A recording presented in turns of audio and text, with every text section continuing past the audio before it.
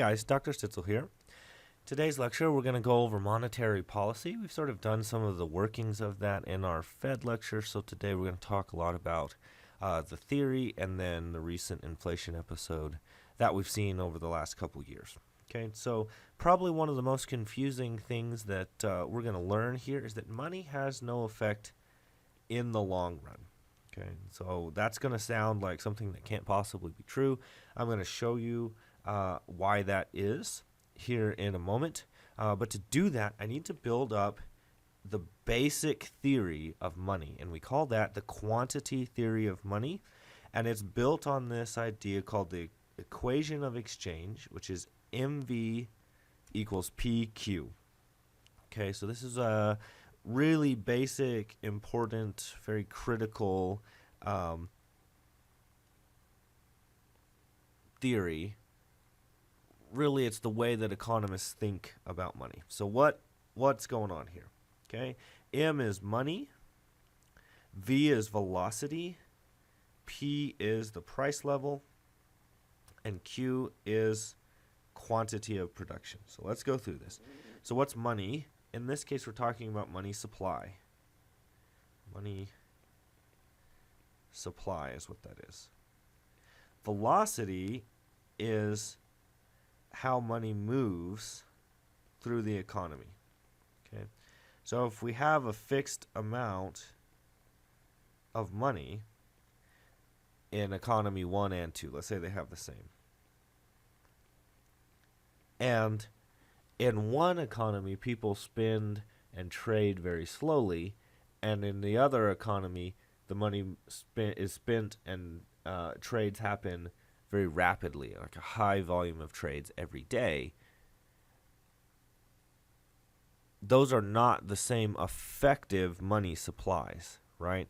So economy 1 has $100 and there's $1 of transactions every day. Economy 2 has $100 but there's $100 of transaction every day. You can see immediately why velocity matters so much, because the effective money supply is much higher, right? So these two things together, they combine to tell us about the amount of money that's in the economy. Okay, of course, you recognize P and Q as price level and quantity of production. These combine to give us real production, right? The value of production. So this is nominal. When you multiply it by the price level, it's real. This is straight out of your GDP equation, okay?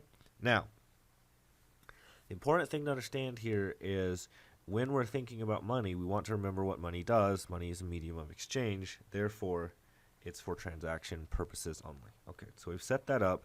Let's talk about that, okay?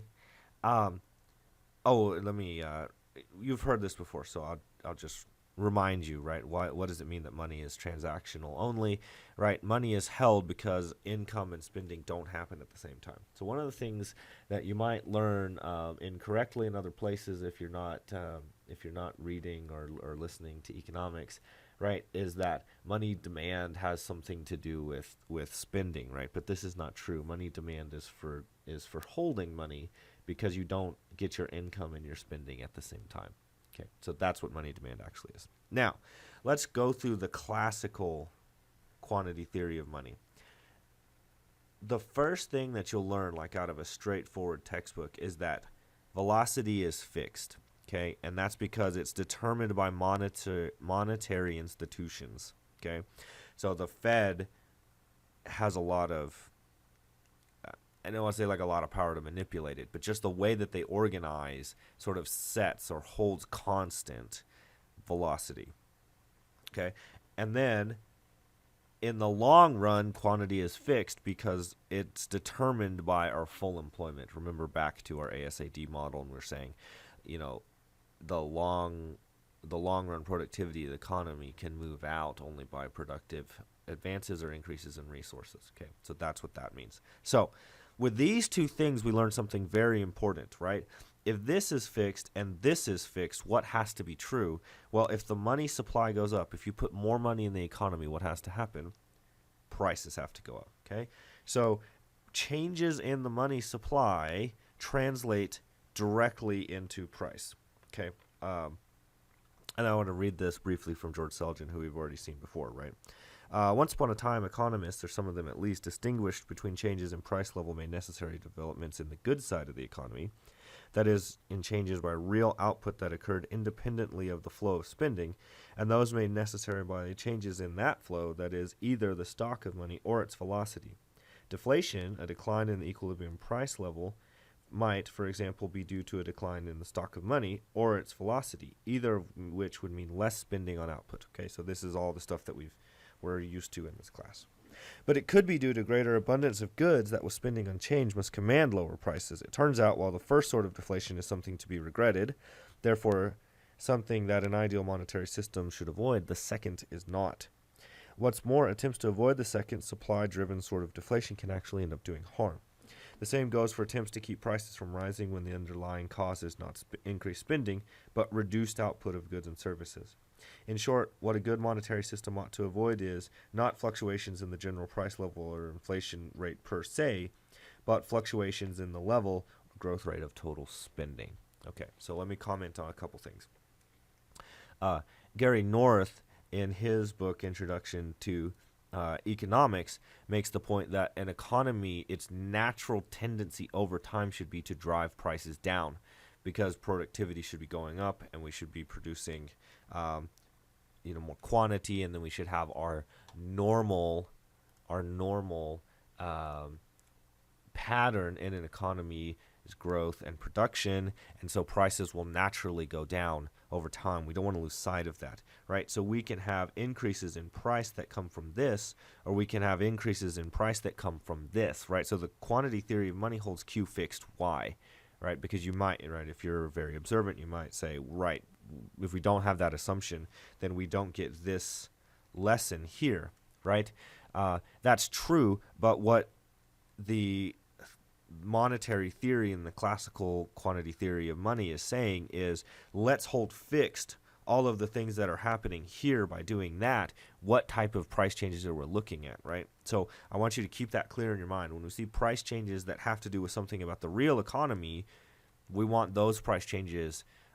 We want to understand those price changes as something that's fundamental to the economy and should actually change behaviors in the economy. But when we have changes in this that translate to changes in price, ergo inflation, that is actually counterproductive. That's the first type of price change. Price changes are not bad. Inflation is bad. And so that's going to be driven by money supply. There are certain good economists, especially historically, that say, what's inflation? Inflation is a change in the money supply. Why do they say that? Because if you say inflation is a general increase in prices, a general rise in prices across the economy, as most economists will say, as I said earlier in this class, you run the risk of confusing people, because what if the price changes come from this side? Actually, we can show that really quickly. Right, so if M times V equals P times Q, and Q goes up, what might happen? What might happen that would keep, Q goes down, right? Q goes down, right? And these are held constant. Well, then, in order for this equation to be true, we must see that prices go up, okay? So I want us to think about this as like scenario 1 as described in the quotation below, and we can think of this as like scenario 2, right? And let me, for the sake of not confusing you guys, let me remove this arrow here, right? So scenario 1, scenario 2. And another thing that I want to comment on briefly, right, is velocity truly fixed? Velocity is not truly fixed, but again, right, we cannot think through the quantity theory of money if we allow everything to vary all the time. So one of my colleagues says velocity is also partly determined by fiscal policy, right? And so we'll get into that a bunch more when we talk about our most recent episode of inflation and things that are causing it, because fiscal policy had a lot to play here. But if you can only remember one thing, what do I want you to remember? Inflation is always and everywhere a monetary phenomenon. When you see inflation, you should understand this has to do with the money supply. This has to do with money supply, okay?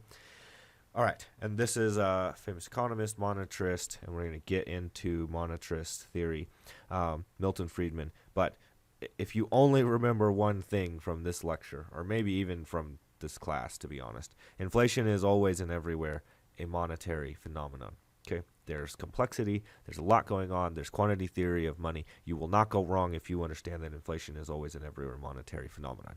Those other things are factors. They're factors in the economy. They're factors broadly. They're I want you to be clear, we're talking about monetary policy right now. Okay, so let's talk about the classical monetary transmission, right? The classical monetary transmission is that there's a clear relationship between money supply changes and inflation rates. That's why some economists actually define this as inflation, not this. And that's, again, I'm going to quit belaboring it, but that's because of these two sources of potential price changes, okay?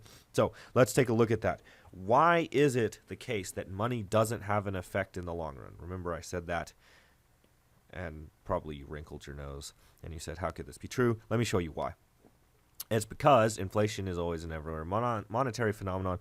What happens if you increase the money in the market, expansionary monetary policy, you get aggregate demand increase, okay? You've seen this a million times. You're tired of me saying it because every section since I introduced the ASAD model, I said expansionary monetary policy leads to increase in aggregate demand. What happens?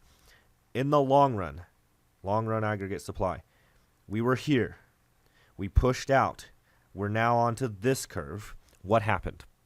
The answer is nothing real happened. We didn't get any more output. We didn't get any more employment, nothing. The aggregate output stays the same in the long run if you shift aggregate demand outward because we move along this curve upward. That increase in prices is what? That's inflation. Inflation is always and everywhere a monetary phenomenon. Money has no impact in the long run. Why? Because inflation is always and everywhere a monetary phenomenon. We can see that clearly here. Okay, so I've introduced the Keynesian model, so I want to address that really quickly. It sets us up pretty well.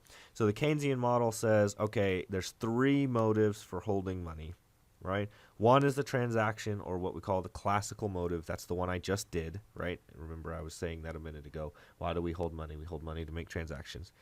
The Keynesian model says, actually, you also can hold money precautionarily, right? So if you have something that you're worried about, you might hold money. Instead of keep it in other types of financial assets or in illiquid things like physical assets, you might hold money for speculating. And the speculating actually has an interesting story. Some of you, probably all of you, have heard of George Soros, right? He's sort of a left-wing boogeyman. And I'm not super interested in his politics in this class, but he's an interesting lesson because one of the things he did was speculate on the euro. So he borrowed a bunch of money in American dollars and bought a bunch of euros, and then the euro, because there's a lot of uncertainty when the European Union first formed, right? And they established their own currency, the euro. And so he went and bought a bunch of it up. The euro succeeded, took off, whatever phrase you want. He then sold the euro, converted it back to US dollars, and because the euro had appreciated relative to the dollar, he made a bunch of money doing that, okay? So what is speculation? The speculation is the act of trading an asset that has significant risk and expectation of, I probably should say like potential substantial gain, expectation of gain, right? So this leads us to an interesting point. Generally, we don't want to invest in money, but we don't want to use money as investment. We want to use money as transaction medium of exchange. But there are two very special cases in which money is a better investment than something like bonds, which is sort of your baseline investment, right? Baseline investment vehicle. Two cases. One is against inflation, right? So you got the price and the interest rate. And so you might have a very special case there.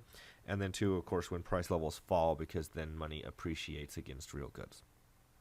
Okay, so what's a better let me do the Keynesian transmission mechanism first.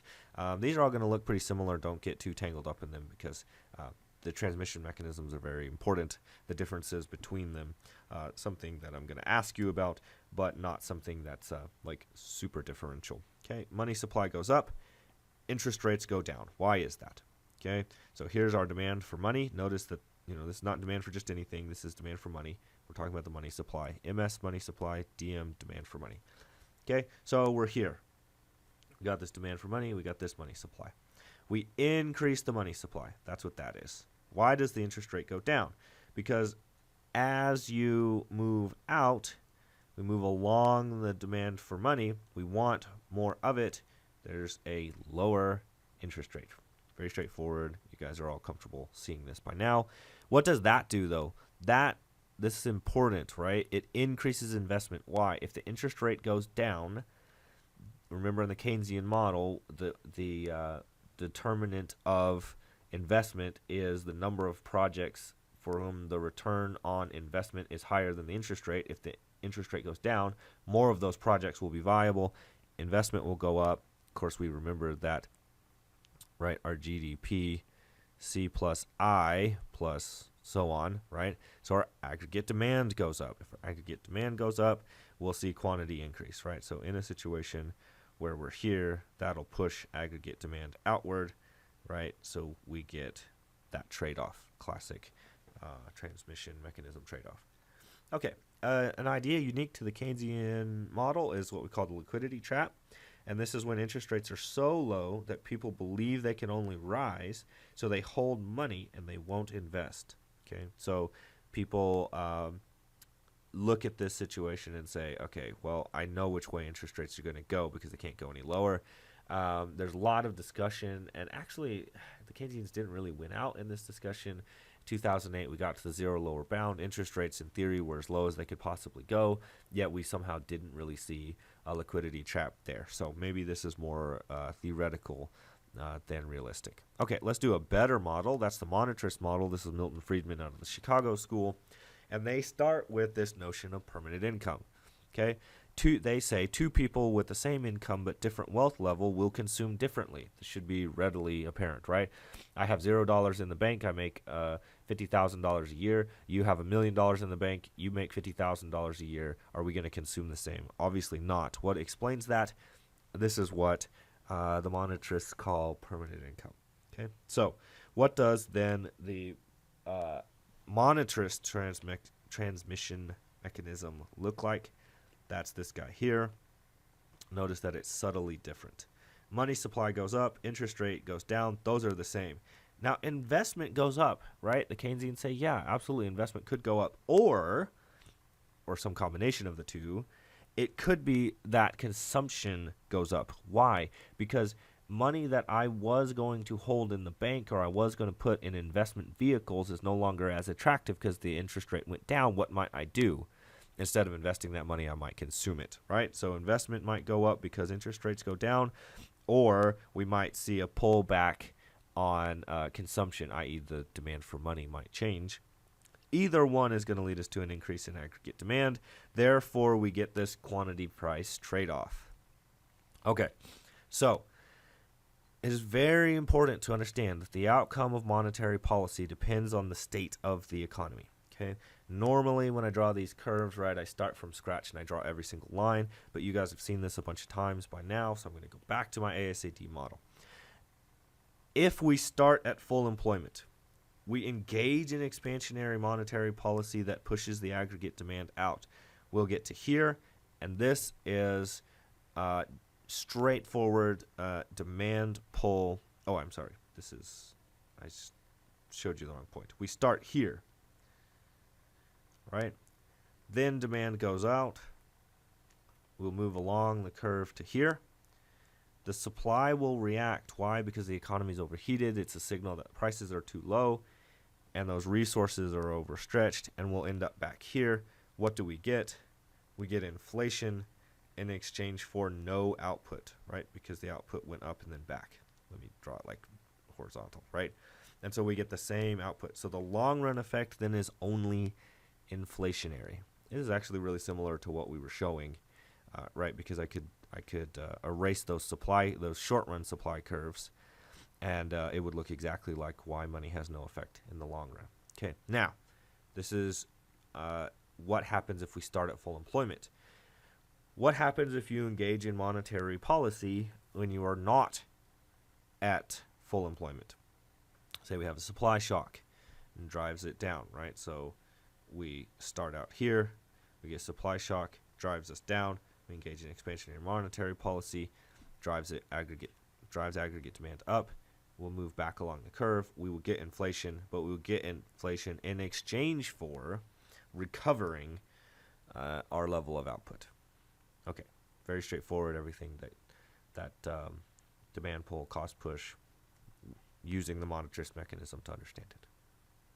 Okay, I want to take a brief detour because I see these kind of posts from time to time, and they are an error because they don't understand money. Okay, so this post says, what is this? Hundreds, thousands, millions, billions, trillions. So we can confiscate $6.5 trillion, and we won't even reduce the number of billionaires. Of course, this is obviously not true, and right, it ignores some basics of public finance. When you start taxing things, you change people's behavior. So this will not work, right? So this person has in mind some kind of perfectly powerful authoritarian dictator who like seizes all the billionaires and locks them up, and maybe locks up their accountants too, and then takes their money and then releases them once they have the money, right? So you can't seize money like that, but that's a different issue. If you're interested in that, public finance might be a good class for you to talk about tax incidents and how these things actually land, right? One cannot snap their fingers and seize people's money. Taxes are very complex things as well, and you often don't get the kind of effects that you want. But let's just grant this person for a moment that we can just snap our fingers and take money from people, which, by the way, I hope the idea of a government being able to just snap its fingers and take money away from people sounds like a horrible thing to you, because this is not an artifact of free society. But let's give them that for a second. So they say, oh, we could entirely eradicate world hunger for 216 years. So what did this person do? They said, oh, what we will do is we'll take this money and we'll then be able to use that money to somehow create. This is wrong, right? What's causing world hunger? Productivity and coordination problems are causing world hunger, not a lack of dollars. Right? You don't solve world hunger if we could solve world hunger by seizing money out of a billionaire class, we could solve world hunger by printing money. But hopefully this should be obvious to you by now. What would that do, right? And if we took $6.5 trillion out of the billionaire class and we moved it over to people who are, we just dump it in these. What Milton Friedman called helicopter drops, right? We just evenly, randomly, and instantly distribute this money to all the poor people in the world. What would happen? Hopefully your instant reaction is, oh, it's just going to drive up the prices for the food in the area. It might actually make things worse, right? It might, a very real chance that it would make it worse, right? So one of the things we want to understand is productivity and coordination problems cause hunger, right? So we can't eradicate world hunger with money. We need to eradicate world hunger with productivity and coordination, right? So this obviously a complete non-starter, right? They also say 1/20th of this money, which I don't even know how you get to this number. I'm actually teaching environmental economics in the grad school right now. I haven't shown them this. Maybe I will. And they say, oh, you could stop climate change by using this money. First of all, there's no policy prescription here, right? How it is we would fight climate change isn't even clear what the policies should be. So let's say they have since this seems to be somebody that thinks you can snap your fingers and take money away from people, we're going to snap our fingers and use this money somehow to solve climate change. The only way that I think you could do that is if you somehow reduce the amount of economic activity in the world, which should lower our carbon footprint or whatever hot button word this person would want, and therefore we'd have less climate change, use less oil, et cetera, et cetera, et cetera. And then we give the money to the people that are now unemployed or now can't consume various things. So let's go to our quantity theory of money here, right? M times V equals P times Q. And so their model is to drive quantity way down and drive money way up. Let's just hold velocity fixed for a second. What would be the outcome of this? Well, both of these things, as I showed you before, right, the classical and the real production, if you will, model of this would say what? Prices are not going to go up once. they're going to go up twice. Okay, so this would be a recipe for just the most absolute insane episode of worldwide inflation that we'd ever seen. I mean, this would probably kill everyone, right? If we could snap our fingers and just do this thing all at once. And I'm going to cover this in more detail because I'm going to talk about why inflation is such a problem, right? But I really want people to understand two things, right? Two of the big ideas from economics. One is that people are brains. Okay, so there's this debate. Are people brains or are people stomachs? And this is an argument from a great economist named Alex Tabarrok. MarginalRevolution.com. Highly recommend all the work that happens there, even though I don't necessarily agree with everything that Cowan and Tabarrok say. But it's definitely very sophisticated economics that's helped us understand how to think like economists. But Tabarrok says, are people brains or are people stomachs, right? So when we have more people, is that a burden on society because now we have to feed people? Or is this more people to work, more people to innovate, more people to be productive members of society? The answer should be obvious to you that people are brains before they are stomachs. They are generally good things, right? And we should want to think about the problems that we have as being problems that need to be solved by productivity and coordination. They are not problems with money. So one of the things that's a massive error is thinking, notice that this would also be true probably even in your personal life, but let's set that aside for a second. You think, I have all these problems with my life, I would like to better my life, and if I just had more money, I could solve those things, right? And there's some like grain of truth in there. There's probably also lessons to be learned from like people who hit the lottery. I was actually talking to a tax accountant the other day, and they said every month you will do the taxes of a person who won the lottery and then immediately died. Now, there might be a lot of reasons for that, right? Maybe people who are dying are more likely to play the lottery because what do they have to lose, right? But people who, and this was his take, because of course I asked him that immediately as an economist would, right, is, well, okay, maybe it's just people want to play the lottery and they're dying. He said, no, like when you do their taxes, you see the kind of patterns that are fitting with drug dealers, right? So suddenly getting a lot of money is not good for everyone. It might not be good for very many of us at all, actually, but I want to leave aside the issue of lottery. Money's not the solution to these things. Productivity and coordination. So what do I mean by that, right? Go back to our early growth model, right? And I said one of the most important things you can learn from this class, right, is that growth comes from productivity. Productivity is the key to wealth. It's not money, because we could just print money, right? They're just green pieces of paper. I mean, most of them are ones and zeros in a digital world.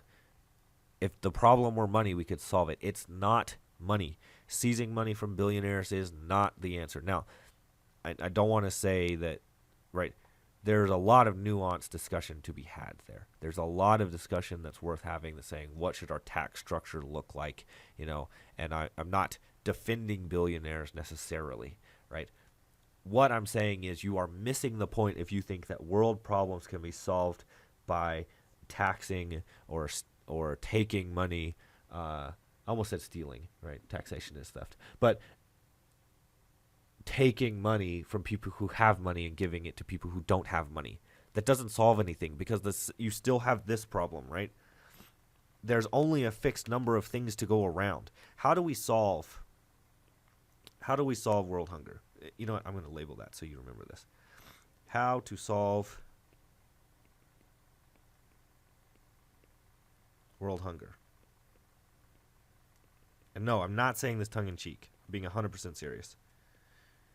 Money times velocity equals P times Q. How do you solve world hunger? Drive quantity up. Produce more. What's the coordination aspect of this? Remember all the way back, the first part of the class. I know it's been a long time. There are gains from trade. That's coordination. Trade with people, specialize, be more productive. Those are the things that will drive this up. Don't mess with the money supply.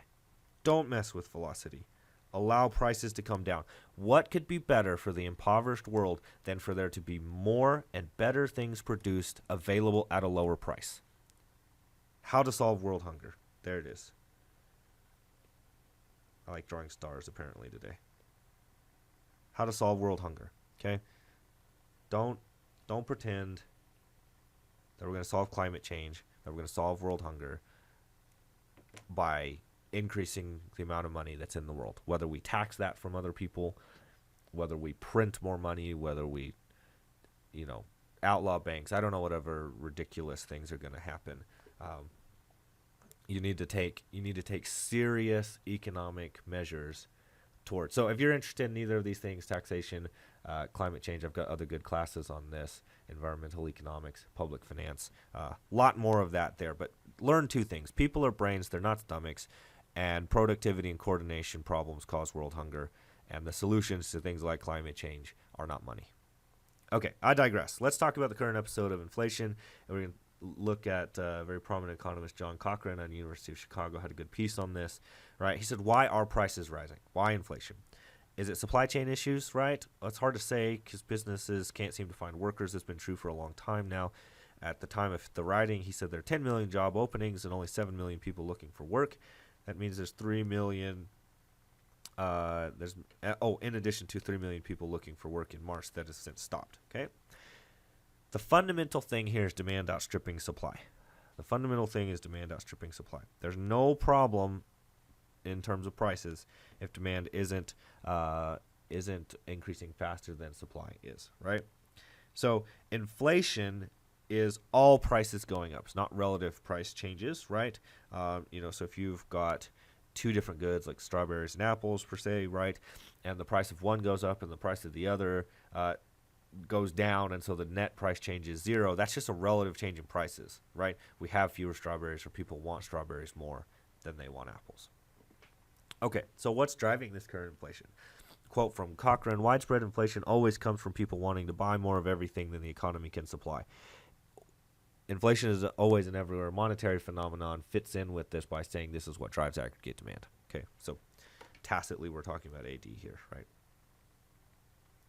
So where did this demand come from in this particular case, right? Cochrane says, look, it's not that hard to figure out. Government borrowed $2.5 trillion. The Fed printed $2.5 trillion. It sent checks to people and businesses.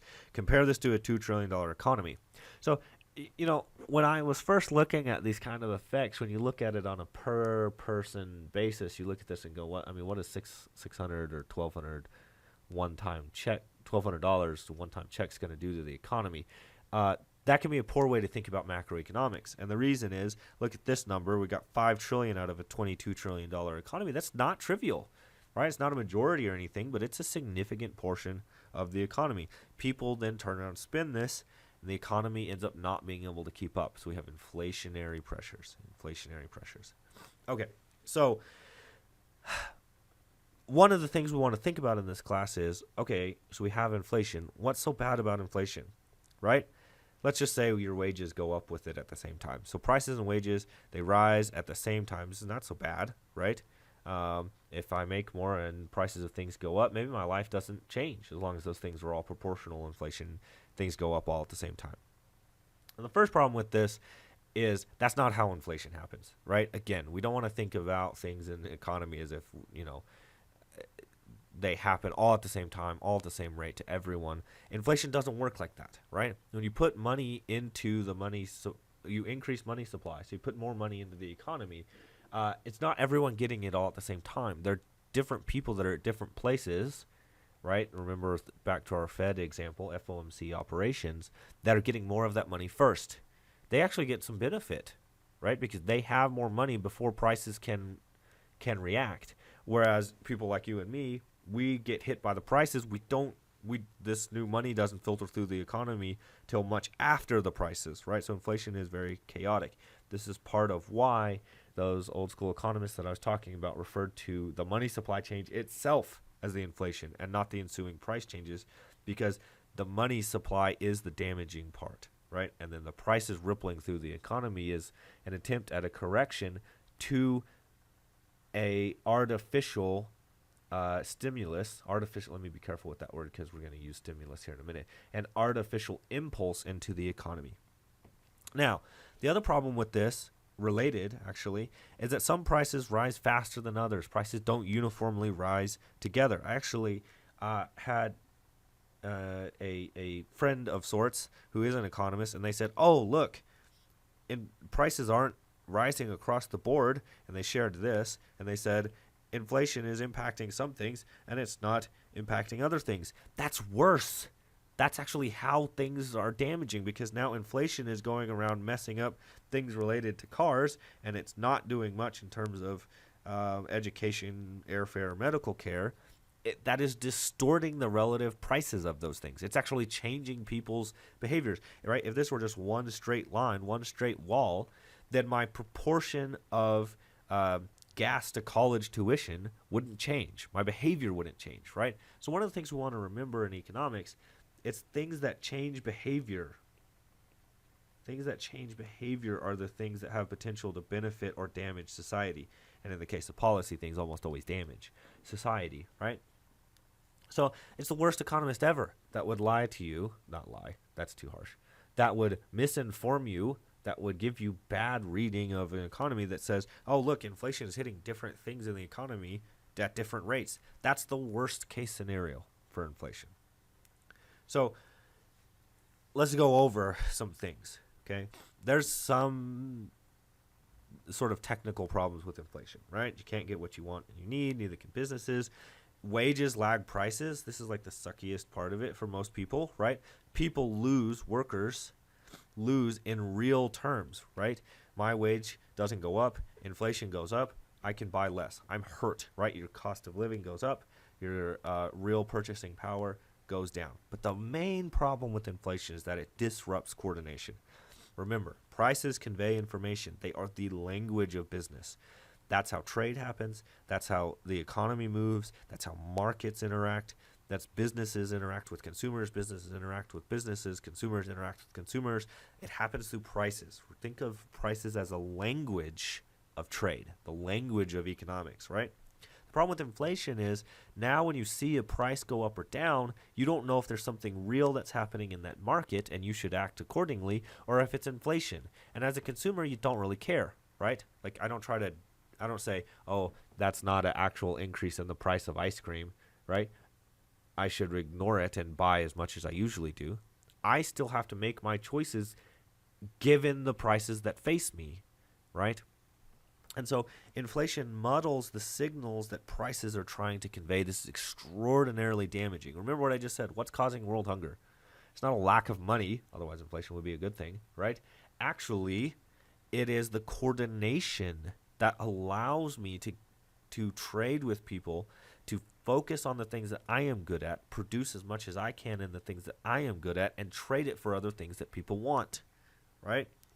If prices go up through the economy, how can I reorder my coordination in the economy, refocus my productivity to make us all better off? I cannot do that. And choices that I'll make under inflation will be wrong. It will actually take us backwards in many cases. And of course, the added of once we recognize that there is inflation, I'll become more uncertain, right? And of course, try to make fewer choices and put off decisions as long as I can. So inflation, extremely damaging because it disrupts coordination. Okay, so Cochrane then says, okay, we've got all that. What should the Fed have done? And he says the Fed failed. He said their job was to figure out how much the economy can make and match demand to it using monetary policy. Okay, to that end, they do interest rates. Scott Sumner, of course, would be upset by that and say interest rates, terrible measure because lots of things influence interest rates. This is beyond the scope of discussion for this class. If you're interested in that, we have money, credit, and banking classes here in the college, or I cover this, for example, in my graduate class in macroeconomics, right? The upshot is the Fed missed inflationary pressures, right? They held zero interest rates for too long, worrying about labor market conditions and the worker shortage, and therefore they caused inflation. Okay, why do they cause inflation? How do we know that? Inflation is always and everywhere a monetary phenomenon. Okay, so the question then becomes, how much longer are we going to have inflation? Well, that's hard to say. one of the things about inflation is it actually has momentum. The article or the book that I was quoting earlier from Gary North actually discusses this in depth, right? And says the problem with inflation is that it makes further increases likely, right? So the trend of prices has inertia. You have to stop it, right? If prices are stable, they tend to stay stable. If prices are increasing, they'll just keep spiraling until you do something to stop it, right? Think about how this might work, right? Property prices feed into rents, which then increase input costs, right? Input costs and wages feed into prices. Savings are being held waiting to spend. You can see how there's this natural spiraling impact, right? So, will inflation continue? That depends on the different choices that different areas of the government make. Okay, so the fiscal side, are they going to borrow? On the monetary side, are they going to print? Doesn't seem likely. We don't really see any end in sight of this, right? Because this has been the default behavior of the federal government, especially on the fiscal side. But the monetary policy side for the Fed has been extremely expansionary. The Fed, to this date, to the date of the time that you were taking this class, has not engaged in tight monetary policy. Okay. So the fiscal policy side, checks and social programs seem to keep coming, right? And therefore, if people don't believe monetary policy will control inflation, taxes and spending will never come in line so that the government can eventually repay its debts. So inflation will continue to spiral. Okay. Notice that long-term interest rates haven't risen, and bond markets don't seem to expect inflation. Okay. All right. So what can be done? Right. First, most obvious thing. Right. I could have written this one, and I could have just stopped. Stop printing, because money supply is what's driving the inflation. Okay, hand in hand with that would be stop borrowing, stop giving the Fed reason to print. Right, I should make this like a sub point. Stop borrowing. Okay, government can reassure that they'll repay debt. Right, the most important thing is that the Fed should curb inflation. The federal government can help with this by stopping stimulus, and then of course, supply chain issues can be eased in the ways that we discussed earlier on in fiscal policy and some of the other policy parts of this class, and you can reduce regulations. Now, the question is, why doesn't this happen? And the answer is because politicians disagree. It's weird, though, right? Because politicians hate inflation, right? One, it means they can't keep spending money. Supply constraints reverse rhetoric, right?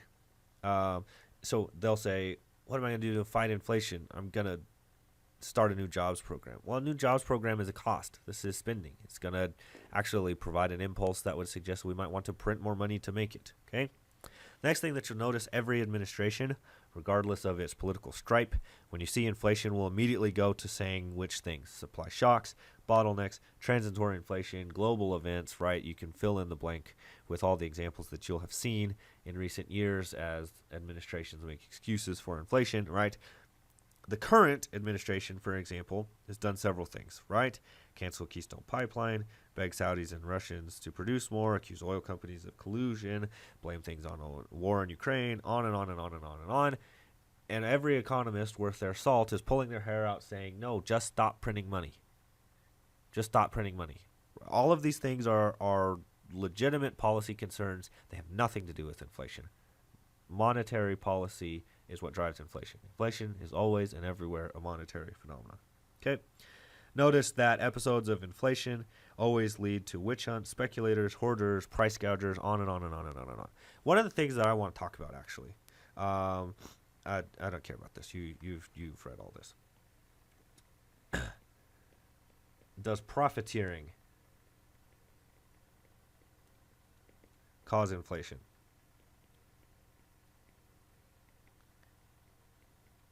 I told one of my colleagues, they were very patiently arguing this particular topic out with someone, right? So corporate profits, this is the idea. Corporate profits lead us to inflation. One can understand why people would think this, right? They're like, well, inflation is prices and businesses set prices, and therefore they raise the prices and boom, that's inflation. Okay, that's not inflation, first of all. But there's several things wrong with that. One, prices are emergent. Prices are emergent. Now, this is one of those things that a sophisticated group, like people who are in this class, are going to get, right? Businesses don't set prices. Let me say it a different way. Businesses only nominally set prices. Businesses only nominally set prices. Yes, they get to print out the stickers. Do they get to pick whatever price they want? In some sense, yes. If they pick a price that is too high, what happens? They don't sell it, right? I used this example before, so I'll say it again quickly, right? I want to sell my house tomorrow. My wife has painted the house, my door on my house, purple. And I say, wow, this is great. My house is super unique, right? Of course, I live in a neighborhood of what? Other houses exactly like mine, some of which are for sale, right? This is how neighborhoods work. There are very few unique houses in any particular neighborhood, right? Even still, even if you have the most unique house, you can't sell it for whatever you want, right? Okay. And then you and your wife want to buy a house, and your wife says, oh, I love the purple door. You say, okay, it's a good reason to look at this house. You come in, let's say my house is worth $200. I put it on the market for $500. And you say, well, babe, this guy selling the house is crazy. I'm the seller, right? I can set my price to whatever I want. What are you going to do? You're going to look at the house next door, which is also for sale, which is also 2,000 square feet, which is also similar age house, right? All the things that matter. So obviously similar location, right? And you'll say, right, but we could buy that one for 200, or we could buy this one. Yeah, it has a purple door, but they want 500 for it. Can I charge whatever price I want for my house? In some sense, yes, right? In some sense, yes. But does that make it the market price for houses? Obviously not, right? So one of the things is you misunderstand prices if you think that businesses in a competitive market can set prices unilaterally. They cannot, because prices are emergent. Prices are emergent, right? Okay. 2, maybe I should have put this first. Inflation is a monetary phenomenon. I keep saying it because it's a lesson worth learning.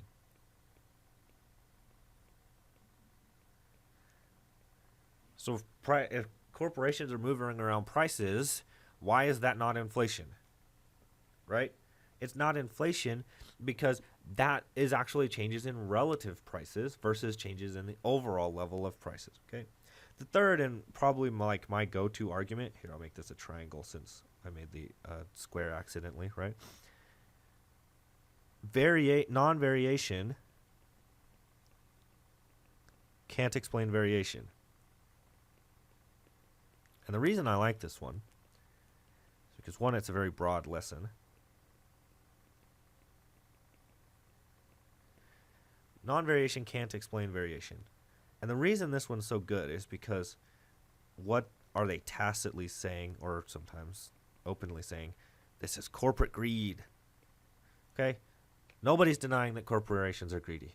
Okay? This is like fundamentally what businesses do. They want to make a profit. They want to make money. They want to make as much money as they can.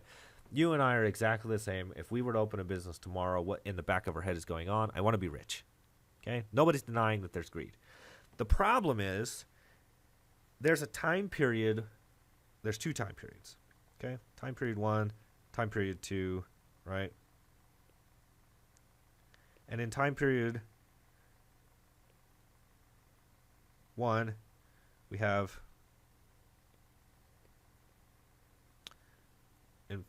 no inflation. No inflation, yes inflation. Okay? What happened to corporate greed during that time? Yes, greed. And yes, greed. So why can't we explain this inflation with this greed? Because there was also greed when there was no inflation. Okay? Non-variation can't explain variation. Okay? So if what's like a good example of this, right? If you see if you see the government budget, and the government budget is $100 billion last year and $100 billion this year, and last year the stock market was whatever. Let me think here. The Dow was at 5,000, and this year the Dow's at 7,000. Can the government budget have caused the change in the Dow? No, because the government budget didn't change. The Dow changed. You can't explain variation with non-variation. If something doesn't change, how is it going to cause something that did change, right? Say, I last year I was the same height as this year, and this year I made more money. So did my height change the amount of money that I made? Like, it's obviously right. It's a ridiculous example, but you understand immediately, right? Now, what if my height did change, right? What if last year I made $15 an hour selling donuts, and this year I made $2 million playing basketball, and the difference is I went from 5'10" to 6'10"? Suddenly this makes sense, right? Suddenly there actually is a good case for saying. So if you see something that's not changing, which is the important part, corporate greed didn't change, right? There was no inflation in 2018. There was inflation in 2021.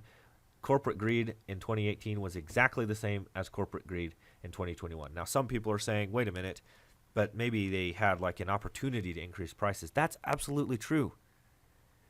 But that was driven by inflation, not the other way around. Okay, not the other way around. So remember, when you see these things, does profiteering, does corporate profit cause inflation? It's impossible. And the reason it's impossible is threefold, right? One, prices are emergent. Two, inflation is a monetary phenomenon. And three, non-variation can't explain variation.